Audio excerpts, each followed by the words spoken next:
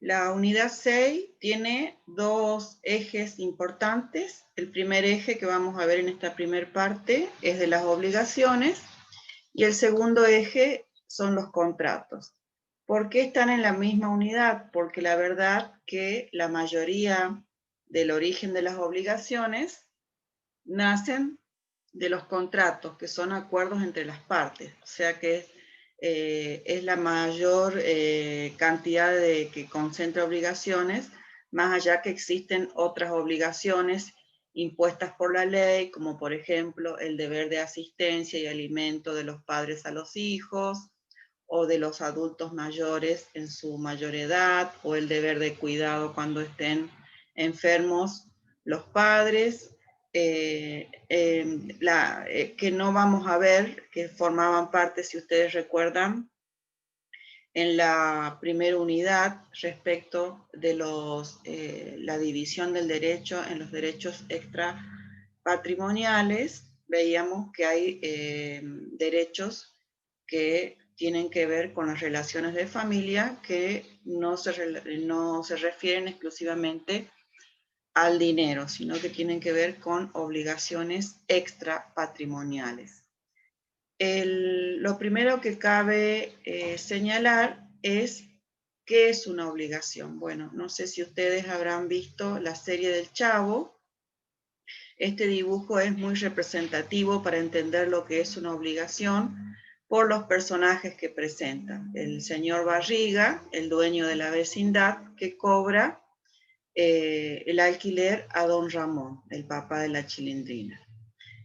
Para entender la obligación siempre tenemos que saber, en principio, que existen tres partes o tres elementos en una obligación, que son, primero son dos sujetos, el acreedor y el deudor, y la tercera parte que está entre ellos dos, que es la prestación. El acreedor es aquella persona, como vemos en la foto, que tiene el derecho de exigirle a la otra persona, al deudor, el cumplimiento de una prestación. Esa prestación que le exige a la otra persona puede ser de dar algo, de hacer o de no hacer. Es decir, hay tres conductas genéricas que engloban todas las obligaciones. En este caso, la obligación de don Ramón para con el señor Barriga es de dar una suma de dinero. Pero también las personas se pueden obligar a dar una cosa, a dar o hacer un servicio. En el caso de ustedes, los traductores públicos, la obligación sería de dar una traducción, ¿no es cierto? Es un hacer, es un servicio. Y también hay obligaciones de no hacer, cuando mediante un contrato, por ejemplo, los que firman a veces los artistas, de no dar entrevistas a otros canales o de no firmar contratos con la competencia. Entonces, técnicamente, la obligación es la relación jurídica en virtud de la cual el acreedor tiene derecho a exigir del deudor una prestación destinada a satisfacer un interés lícito y ante el incumplimiento a obtener forzadamente la satisfacción de dicho interés. Es decir, que la ley le otorga al acreedor medios coercitivos para hacer cumplir por la fuerza cuando el deudor se negare a cumplir con el compromiso, con la obligación. Si bien esto lo vimos en la unidad 1, volvemos a repetir también que la obligación es muy diferente al deber moral. Nosotros aquí en las fotos podemos ver una persona que ayuda a un ciego, podemos ver a alguien que se alegra por recibir un regalo, o la Madre Teresa de Calcuta ayudando a los niños enfermos o desprotegidos. Bien, el deber moral es una cuestión que tiene como efecto que es una cuestión de conciencia, está en cada sujeto y es irrepetible. ¿Qué significa esto?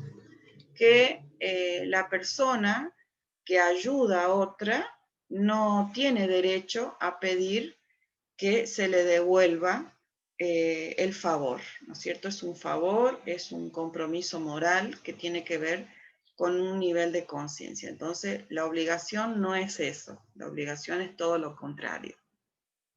Así como vimos que en la obligación el derecho ampara al acreedor cuando el deudor no le responde, en el deber moral la ley dice que es irrepetible, es un deber moral y no se le debe nada a quien haya prestado esa ayuda.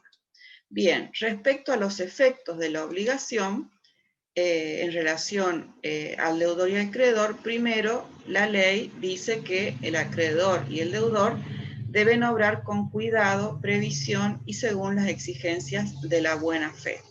¿Qué significa esto? Primero, que cuando uno se obliga a algo, por ejemplo, si yo voy a comprar un automóvil, yo no puedo como deudor decir después que el acreedor me engañó si yo tengo la posibilidad de hacerlo revisar al auto con un mecánico, un técnico, y a los fines de la titularidad puedo ir al registro público a verificar si ese auto no es robado o no ha sido denunciado por perdido o el auto no está prendado.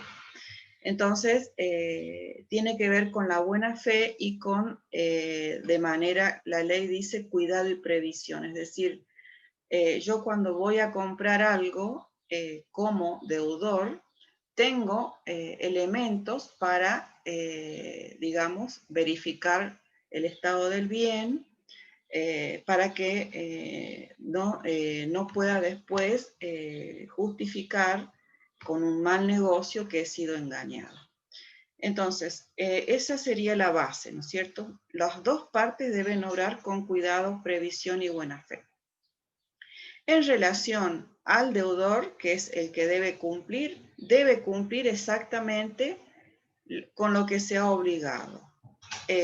Cuando el deudor cumple exactamente con lo que se ha obligado, así como se ve en el dibujo, tiene derecho a liberarse de la deuda y de rechazar las acciones del acreedor. ¿Qué quiere decir esto? Que si el acreedor quisiera volverle a cobrar, el deudor tiene elementos ya para rechazar esas acciones que pueden ser judiciales, reclamos extrajudiciales, lo que sea que quiera volverle a cobrar una deuda ya pagada.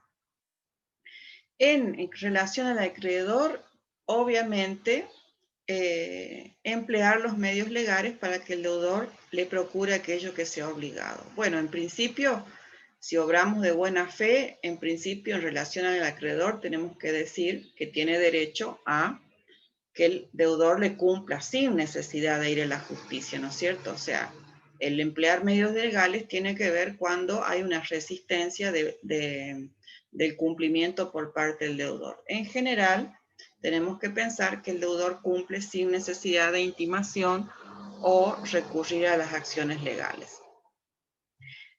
Hacérselo procurar por otra cosa, por otro a costa del deudor, esto significa que si el deudor no puede cumplir una obligación, debe procurar, si él no puede, un tercero a costa del deudor. Es decir, el deudor debiera pagar eso que significa que el acreedor debe recurrir a otra persona. Muchas veces a otra persona tiene que ver con el fiador o el garante, ¿no es cierto? Esa persona que garantizó la obligación, que paga en lugar del deudor. Después, la relación interna que haya entre el deudor y el garante o fiador ya es otra situación, pero obviamente el deudor le debe después al garante, pero puede participar otra persona para el cumplimiento de la obligación asumida por el deudor.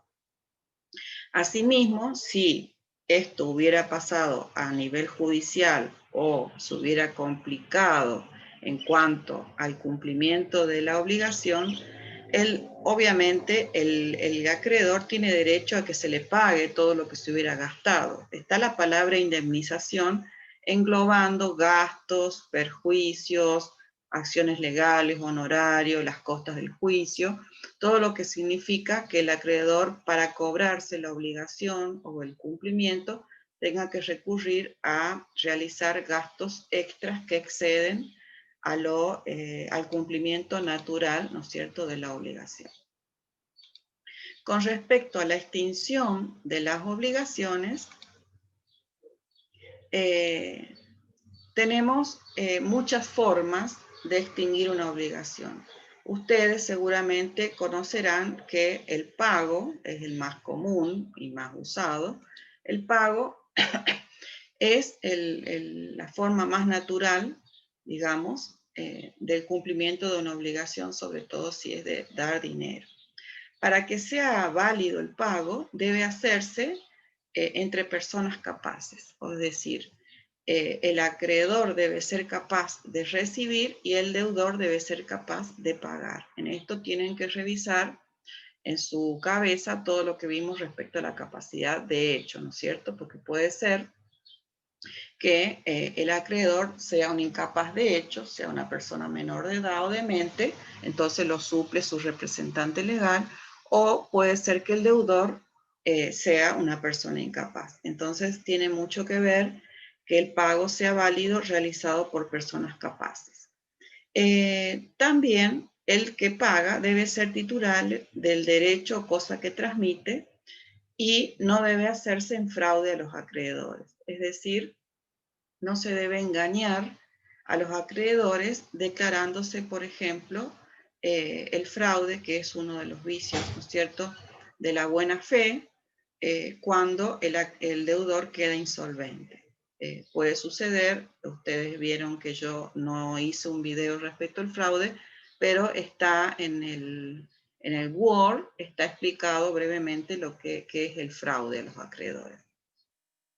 Lógicamente el pago, vamos a hablar así en términos técnicos, debe ser hecho por el deudor y si falleciese el deudor puede o debe ser realizado por los herederos y lógicamente, como dije antes, por los representantes si es capaz.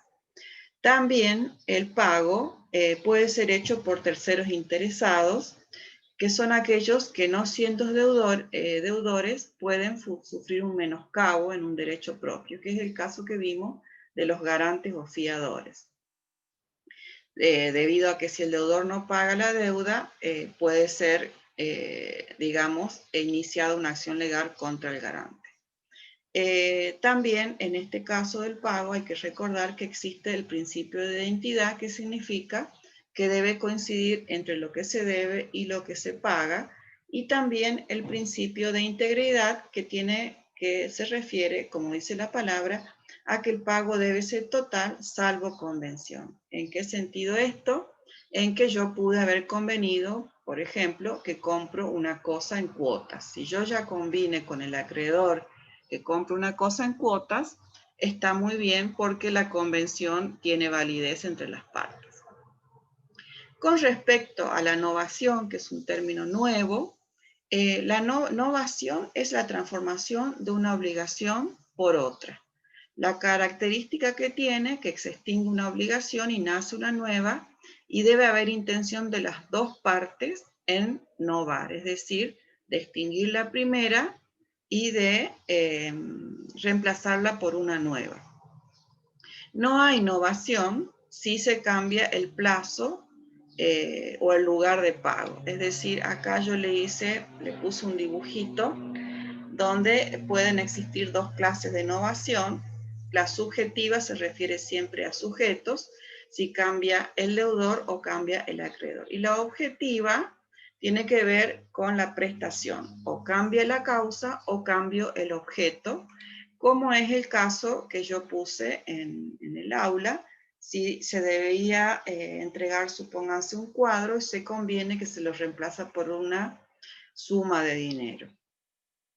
O también el ejemplo de si había recibido una bicicleta en depósito, es decir, para la guarda, y se conviene que sea a título de comodato. Ustedes saben que el comodato es un préstamo gratuito de una cosa digamos, de una persona que entrega a la otra para el uso y goce. Bien, sigamos conociendo otras formas de extinción. Tenemos la compensación, transacción y la confusión. Bueno, aquí en el dibujito de la compensación yo tengo unido una llave de auto con una casa. ¿Por qué tengo eso? Porque la compensación tiene lugar cuando dos personas reúnen la calidad de deudor y acreedor recíprocamente. Es decir, que ambas se deben algo. Ambas se deben, perdón,